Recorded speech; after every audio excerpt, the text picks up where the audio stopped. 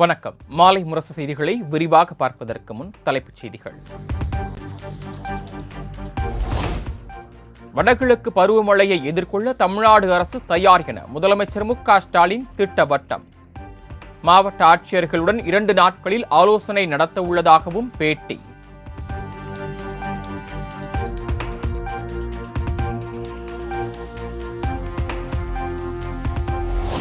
அமைச்சரவையில் மாற்றம் இருக்கும், ஆனால் ஏமாற்றம் இருக்காது. உதயநிதிக்கு துணை முதலமைச்சர் பதவி வழங்கப்படுமா என்ற கேள்விக்கு முதலமைச்சர் மு.க.ஸ்டாலின் பதில். அமைச்சர் உதயநிதி அவர்களுக்கு துணை முதலமைச்சர் பதவி அப்படிலாம் இருக்கு, நீங்களும் விரைவில் சொன்னதை செய்வோம் அப்படின்னு சொல்லியிருக்கீங்க, அதுக்கு ஒரு பதில். ஏமாற்றம் இருக்காது, மாற்றம் இருக்கும்.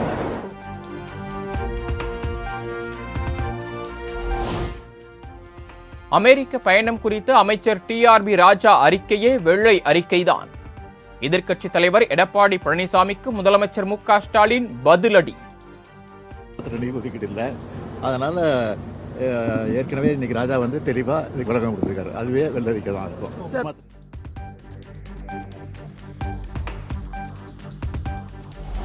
தமிழக அரசை கண்டித்து சென்னை வள்ளுவர் கோட்டத்தில் அதிமுக மகளிரணி சார்பில் கண்டன ஆர்ப்பாட்டம். பெண்களுக்கு எதிரான பாலியல் கொடுமைகளை கட்டுப்படுத்த திமுக அரசு தவறிவிட்டதாக குற்றச்சாட்டு.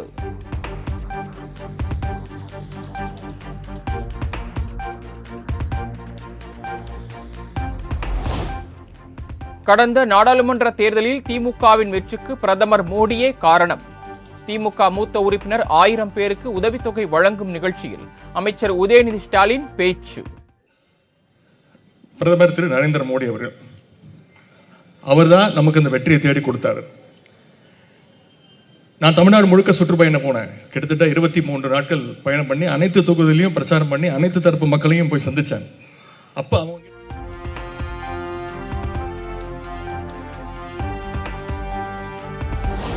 மாணவர்களுக்காக பெற்றோர் ஸ்தானத்தில் இருந்து முதல்வர் பல்வேறு திட்டங்களை செயல்படுத்தி வருவதாக அமைச்சர் உதயநிதி ஸ்டாலின் நெகிழ்ச்சி. திறமையான மாணவர்களை கரம் பிடித்து அழைத்துச் செல்ல முதல்வர் இருக்கிறார் எனவும் பேச்சு. உங்களுடைய பெற்றோர் ஸ்தானத்திலிருந்து யோசித்து செயல்படுத்தி இருக்கிறாங்க. இதனை நீங்கள் நன்றாக பயன்படுத்திக் கொள்ளுங்கள் என்று நான் கேட்டுக்கொள்கின்றேன்.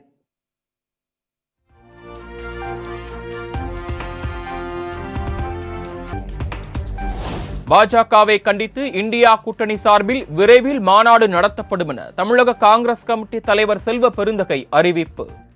திமுக உள்ளிட்ட கூட்டணி கட்சிகளுக்கும் அழைப்பு விடுக்கப்படும் என பேட்டி.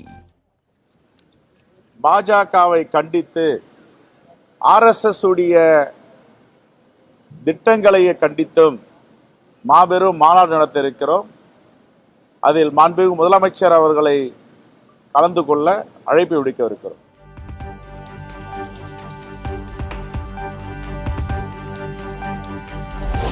கிண்டி ரேஸ் கிளப் நிலத்தை நீர்நிலையாக மாற்றுவது குறித்து தலைமை செயலாளர் பிற துறை செயலாளர்களுடன் ஆலோசிக்க வேண்டும். தமிழ்நாடு அரசுக்கு தென்மண்டல பசுமை தீர்ப்பாயம் உத்தரவு.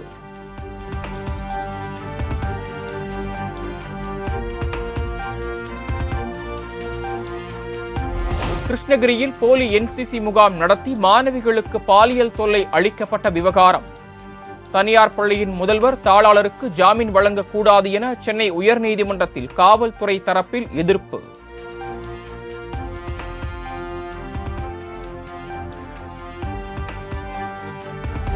நெல்லை டவுன் சாப்டர் அரசு உதவி பெறும் மேல்நிலைப் பள்ளிக்கு அரிவாள் கொண்டு சென்ற 10ஆம் வகுப்பு மாணவன் சக மாணவர்கள் தன்னை கொன்று விடுவதாக மிரட்டியதால் அரிவாளை கொண்டு சென்றதாக விசாரணையில் தகவல்.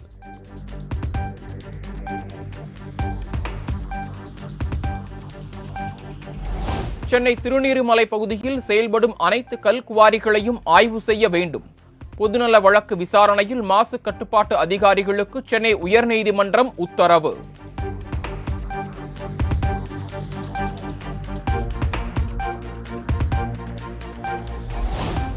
நாகை மற்றும் காரைக்கால் மாவட்ட மீனவர்களின் வேலைநிறுத்த போராட்டம் வாபஸ். சுருக்குமடி வலையை பயன்படுத்தி மீன்பிடிக்கும் மீனவர்களை படகுடன் சிறைபிடித்து அதிகாரிகளிடம் ஒப்படைப்போம் என தீர்மானம்.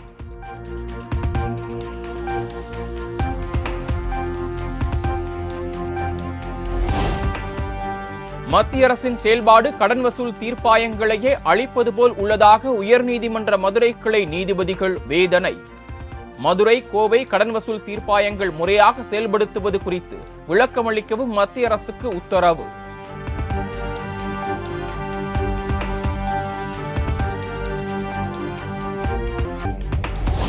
செந்தில் பாலாஜிக்கு எதிரான வழக்கை விசாரித்து வந்த நீதிபதி அல்லி சென்னை உயர்நீதிமன்ற தலைமை பதிவாளராக நியமனம். சென்னை மாவட்ட முதன்மை அமர்வு நீதிமன்ற நீதிபதியாக எஸ். கார்த்திகேயனை நியமித்து உத்தரவு.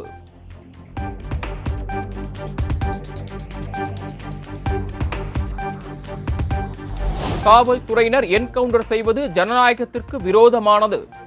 மார்க்சிஸ்ட் கம்யூனிஸ்ட் கட்சியின் மாநில செயலாளர் கே. பாலகிருஷ்ணன் கருத்து. இல்லை, மார்க்சிஸ்ட் கம்யூனிஸ்ட் கட்சியை பொறுத்தவரையில் இந்த மாதிரி காவல்துறை தானடித்த மூப்பாக அந்த என்கவுண்டர் என்கிற நடைமுறை என்பது ஜனநாயகத்துக்கு விரோதமானது. யாரையும் என்கவுண்டர் செய்கிற அதிகாரமோ உரிமையோ காவல்துறைக்கு கிடையாது.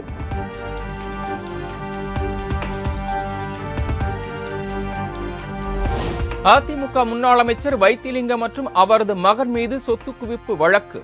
வருமானத்திற்கு அதிகமாக 1058% சொத்து சேர்த்ததாக லஞ்ச ஒழிப்புத்துறை வழக்கு பதிவு.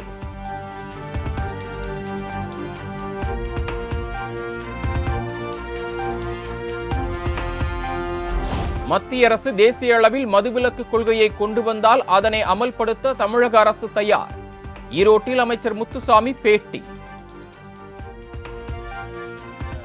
நம்ம செய்யறதுங்கிறது ஒன் டேல பண்ணோம்னா என்ன ஆகுங்கிறது எல்லாத்துக்கும் தெரியும்.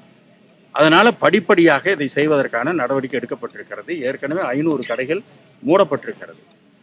நாங்கள் அந்த கணக்கு எடுக்கிற பொழுது இப்போ சில நேரத்தில் என்னன்னாக்க சேல்ஸ் குறைஞ்சிருக்கான்னு செக் பண்ணுறாங்க.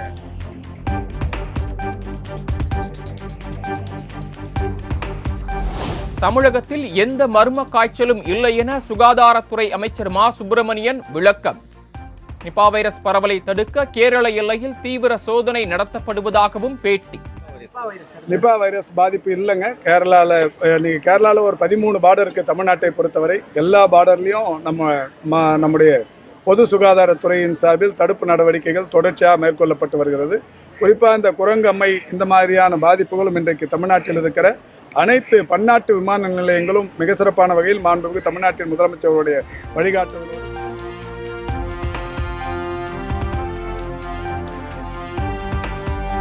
தஞ்சை, திருவாரூர் மாவட்டங்களில் வீடு புகுந்து நகை, கோயில் சிலைகள் கொள்ளை. 3 பேர் கொண்ட கும்பலை கைது செய்து தனிப்படை போலீசார் நடவடிக்கை.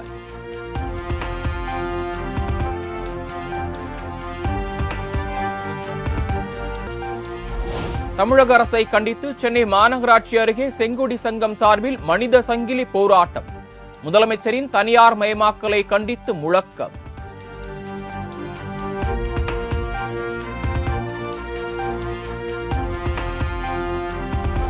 சென்னை மடிப்பாக்கம் தனியார் பள்ளியை கண்டித்து பெற்றோர்கள் போராட்டம். கல்வி கட்டணம் பல மடங்கு உயர்த்தி வசூலிப்பதாக குற்றச்சாட்டு.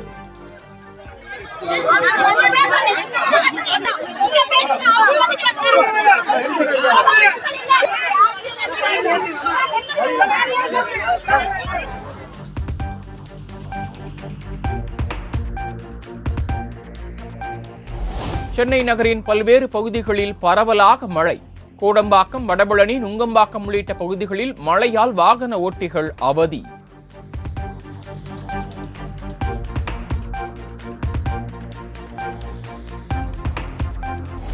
இந்திய நிலப்பரப்பிலிருந்து விலகத் தொடங்கியது தென்மேற்கு பருவமழை.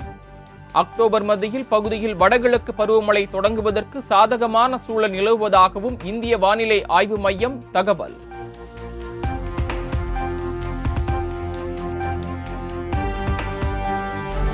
மத்திய மேற்கு மற்றும் அதனை ஒட்டிய வடமேற்கு வங்கக்கடலில் உருவானது குறைந்த காற்றழுத்த தாழ்வு பகுதி. வடக்கு ஆந்திரா மற்றும் ஒடிசா பகுதிகளில் குறைந்த காற்றழுத்த தாழ்வு பகுதி நிலவி வருவதாக வானிலை ஆய்வு மையம் தகவல்.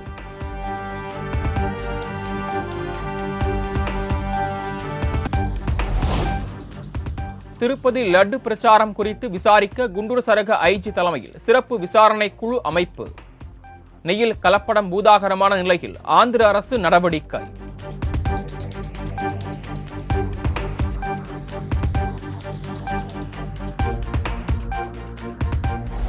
ஜம்மு காஷ்மீர் 2ஆம் கட்ட தேர்தலையொட்டி வாக்குப்பதிவு எந்திரங்களை கொண்டு செல்லும் பணிகள் தீவிரம்.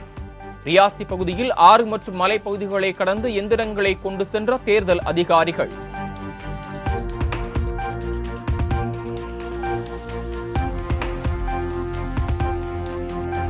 மைசூர் நகரப்புற மேம்பாட்டு ஆணைய முறைகேடு விசாரணையை எதிர்கொள்ள எந்த தயக்கமும் இல்லை. சட்ட நிபுணர்களுடன் ஆலோசித்து அடுத்த கட்ட நடவடிக்கை எடுக்கப்படும் என்றும் கர்நாடக முதலமைச்சர் சித்தராமையா திட்டவட்டம்.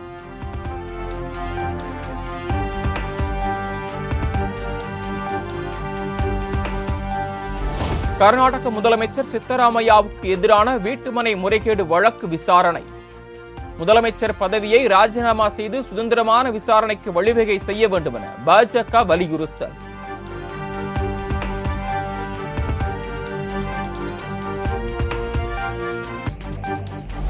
மலையாள நடிகைகள் அளித்த பாலியல் புகாரில் எம்எல்ஏ முகேஷிடம் எர்ணாகுளம் போலீசார் 3 மணி நேரத்திற்கும் மேலாக விசாரணை. அரசு மருத்துவமனையில் நடைபெற்ற மருத்துவ பரிசோதனைக்கு பிறகு பிணையில் விடுவிப்பு.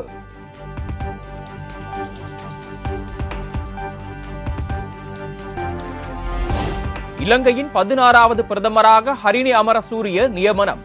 இலங்கை வரலாற்றில் 3வது பெண் பிரதமராக பதவியேற்றுக் கொண்டார் ஹரிணி அமரசூரிய.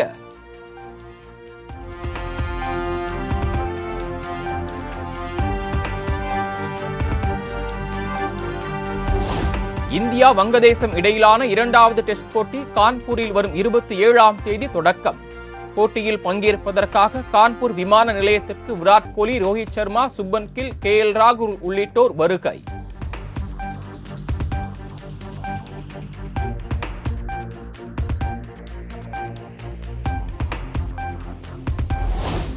திருப்பதி லட்டுவில் குட்கா இருந்ததாக வெளியான தகவல் உண்மை அல்ல. குட்கா போன்று இருப்பது போன்ற வீடியோ வெளியான நிலையில் திருப்பதி தேவஸ்தானம் விளக்கம்.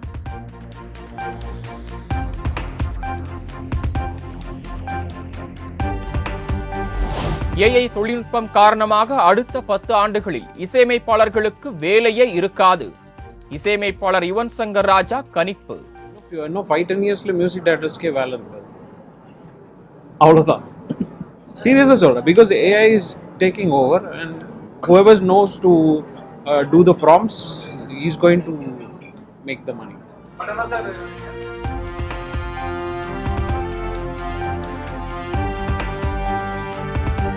பழனி பஞ்சாமிர்தம் குறித்து சர்ச்சைக்குரிய வகையில் பேசியதாக தொடரப்பட்ட வழக்கு 5 பிரிவுகளின் கீழ் கைது செய்யப்பட்ட நிலையில் சொந்த ஜாமீனில் விடுவிக்கப்பட்டார் திரைப்பட இயக்குனர் மோகன்.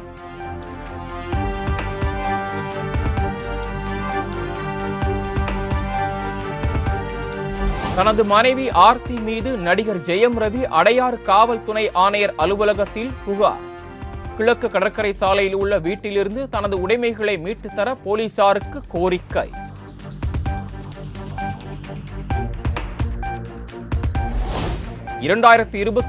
ஆண்டு ஐரோப்பாவில் நடைபெறவுள்ள ஐரோப்பியன் GT4 சாம்பியன்ஷிப் கார் பந்தயம் நடிகர் அஜித்குமார் கலந்து கொள்ள திட்டமிட்டுள்ளதாக இந்திய மோட்டார் ஸ்போர்ட்ஸ் கிளப் கூட்டமைப்பு அறிவிப்பு.